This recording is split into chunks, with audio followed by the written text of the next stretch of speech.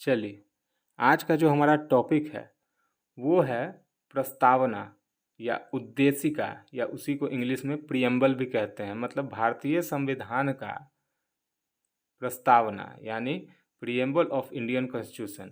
तो इसमें जो लिखी हुई बातें हैं उसको एक बार हम लोग देख लेते हैं।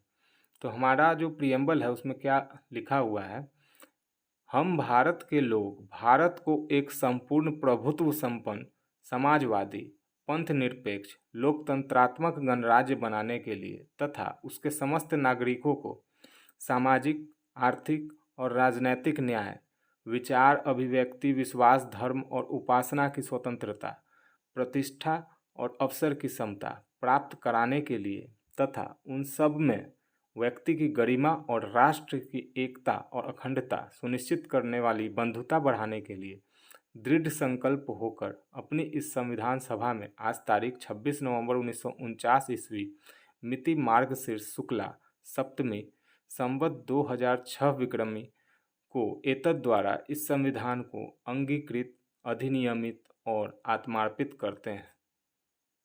तो आज हम लोग का पॉलिटी का तीसरा क्लास है।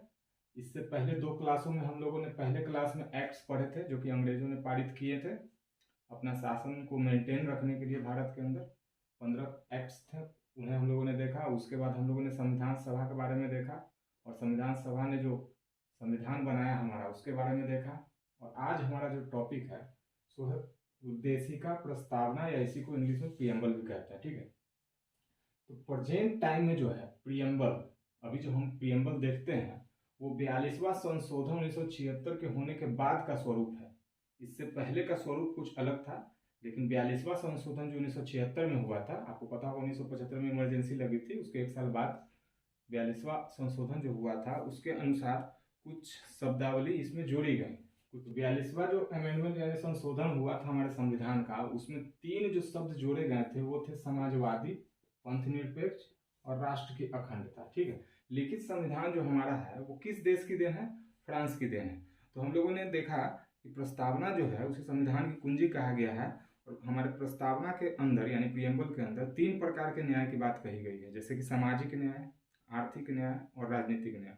और 5 प्रकार की स्वतंत्रता की बात की गई, जिसमें विचार अभिव्यक्ति विश्वास धर्म और उपासना की स्वतंत्रता मिलती है। 2 प्रकार की समानता की भी बात की गई है, प्रतिष्ठा और अवसर की समानता। ठीक है, तो लिखित संविधान हम लोग जान गए हैं कि फ्रांस की देन है, मतलब फ्रांस ने ही लिखित संविधान के कॉन्सेप्ट को दिया था। ठीक, तो जो हमारा प्रियम्बल है उससे रिलेटेड जो केसेज हैं उस पर भी थोड़ा हम लोग विचार कर लेते हैं, देख लेते हैं। तो सबसे पहला केस जो है प्रियम्बल के रिस्पेक्ट में वो जो हुआ था यूनियन ऑफ इंडिया यानी भारतीय संघ वर्सेज मदन गोपाल। मतलब मदन गोपाल ने भारतीय संघ पर केस किया था और उसके सापेक्ष में 1957 में ये केस चला था।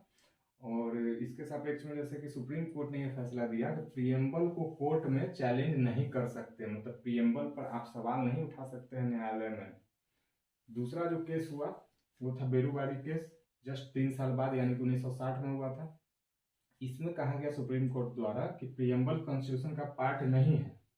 ठीक है, प्रियम्बल कॉन्स्टिट्यूशन का पार्ट है ही नहीं, इसलिए पार्लियामेंट जो है इसमें संशोधन नहीं कर सकती। और तीसरा जो केस था केशवानंद भारती वर्सेस केरल राज्य 1973 में, उसमें ये कहा गया सुप्रीम कोर्ट द्वारा कि प्रियम्बल कॉन्स्टिट्यूशन का पार्ट है, इसलिए पार्लियामेंट इसमें संशोधन कर सकती है। देखिए, इसके जस्ट पहले जो है 13 साल पहले जो केस था बेरूवारी केस, उसमें सुप्रीम कोर्ट द्वारा ही कहा गया था कि प्रियम्बल कॉन्स्टिट्यूशन का पार्ट नहीं है और इसलिए पार्लियामेंट इसमें संशोधन नहीं कर सकती। और अब 13 साल बाद केशवानंद भारती मामले में कहा जा रहा है सुप्रीम कोर्ट द्वारा कि प्रियम्बल कॉन्स्टिट्यूशन का पार्ट है, इसलिए पार्लियामेंट इसमें संशोधन कर सकती है। मतलब उसके जस्ट उल्टे डिसीजन की बात हो रही है। मतलब जो डिसीजन 1960 में दिया गया उसको जस्ट अपोज कर दिया गया, तो उस डिसीजन को गलत माना गया इसमें। और इसी टाइम से जो है 1973 से ही मूल ढांचा का सिद्धांत आ गया, थ्योरी ऑफ बेसिक स्ट्रक्चर। ठीक है, तो उसके बाद क्या हुआ, प्रियम्बल को जो है कॉन्स्टिट्यूशन का मूल ढांचा माना गया, मतलब बेसिक स्ट्रक्चर माना गया।